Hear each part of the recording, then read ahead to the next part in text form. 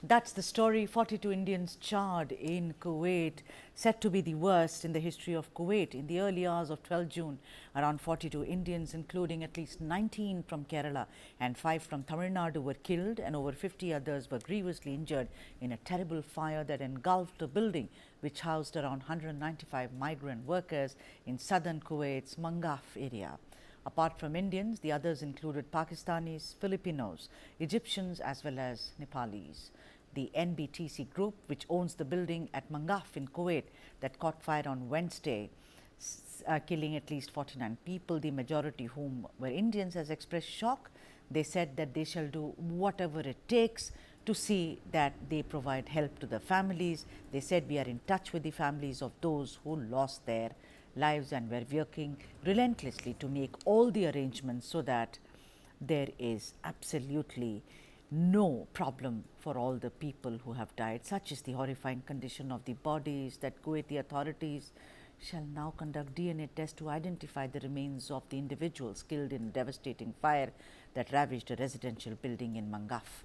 Of the deceased, over 40 were said to be Indians, and according to officials, there were several, like I said earlier, from Tamil Nadu and Kerala.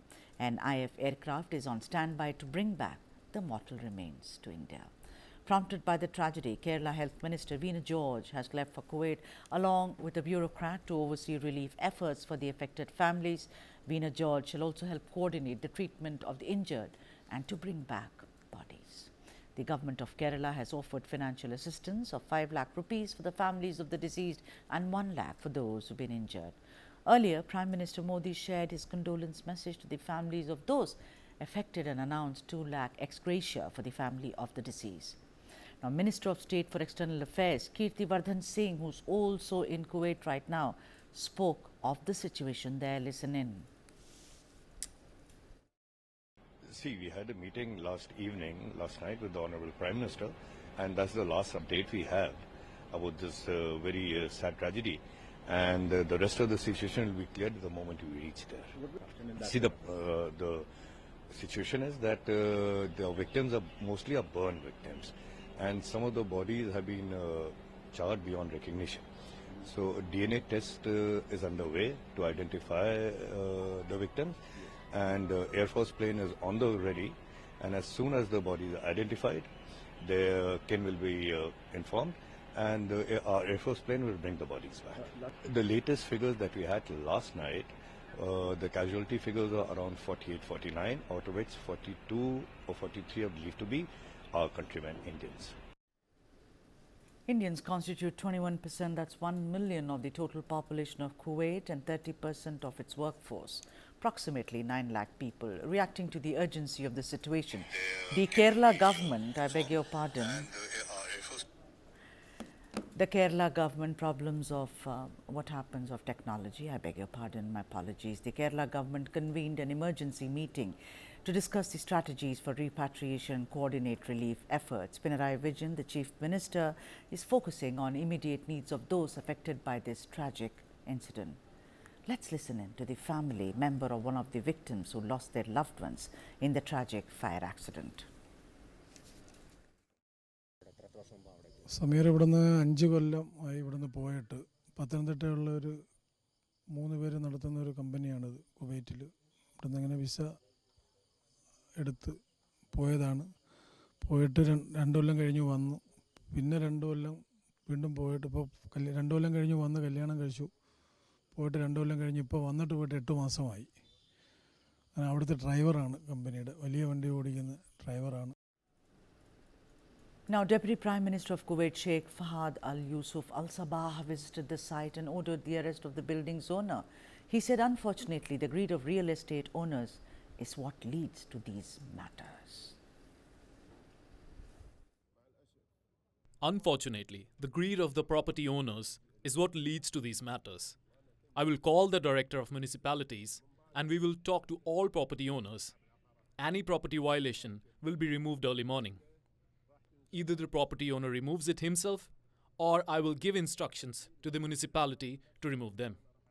This is the decision that should have been imposed a long time ago and be implemented in the municipality.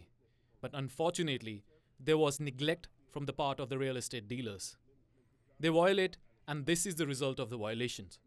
As we speak, there are 41 people killed, and the reason is the real estate dealers, unfortunately. I know what you're thinking. Was this an accident waiting to happen? Let's find out. Sanjoy Bhattacharya, former Secretary Overseas Affairs MEA, has joined us. We are also being joined by another guest. We shall wait. Mr. Bhattacharya, thank you so much. What a tragic incident indeed. Today I've been reading, and you know, they say that in Kuwait there have been many lives which have been lost in this fashion. What is this? To kind of, pack Indians like sardines in little rooms, stamp-sized rooms. Somewhere we have to do something to see that their situation improves. Would you agree, Sanjoy? Well, firstly, I think I would join with the others in expressing my deepest condolences to the families and friends of those who've lost their lives. This has been truly a tragic incident. We must understand that there are a very large number of Indians who go to the Gulf region for work, and their earnings and income over there provide the remittances for their families back in India.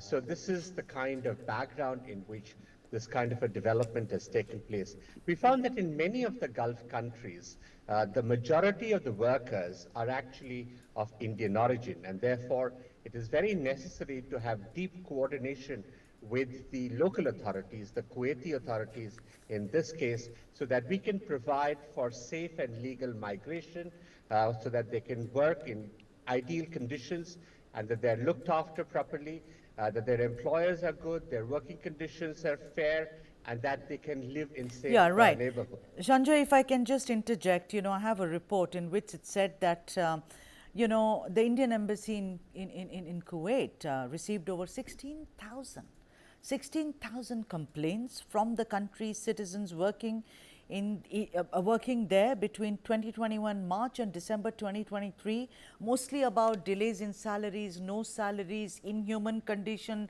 substandard accommodation, etc., etc., etc. So what can be worse than 16,000 complaints, Sanjoy? Which is why we need to work on what we call safe and legal migration that I referred to. When people go, they go on a certain contract, which is kind of approved by the two sides. Unfortunately, when they reach the destination, many of them find that the contract that they had allegedly been provided is not the one that is going to be implemented, because there is a certain excess of people who are in this network who provide for illegal movement of people. The second is that there is actually a problem of the working conditions that I was also referring to.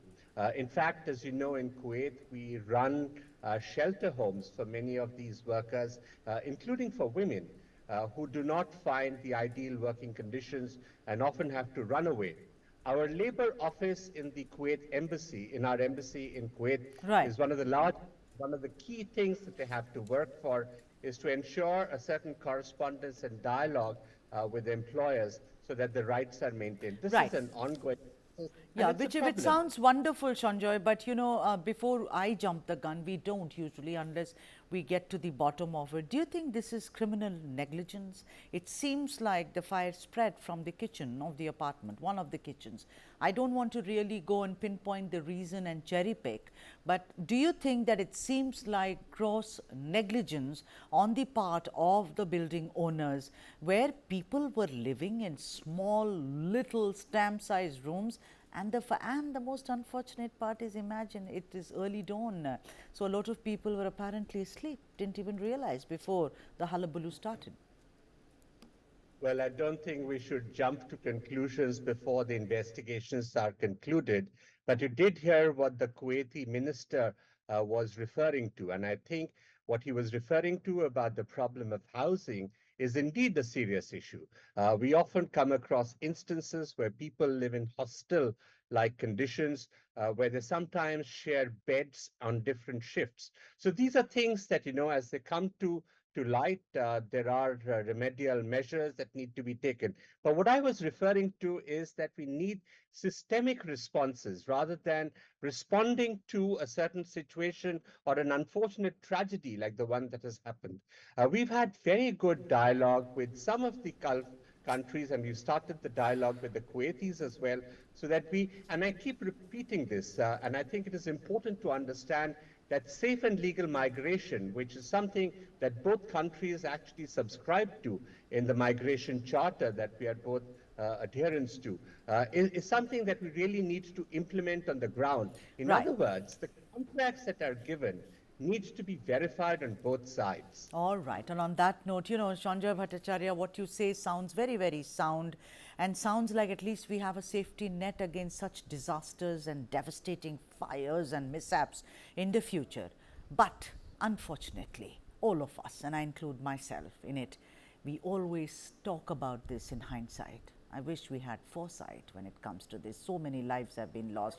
My pleasure. You were on the show. I've completely run out of time. Sanjay Bhattacharya, thank you so much for joining us on this broadcast. And as promised, I'll leave you with some of the other top headlines from the south of India. Vanakkam.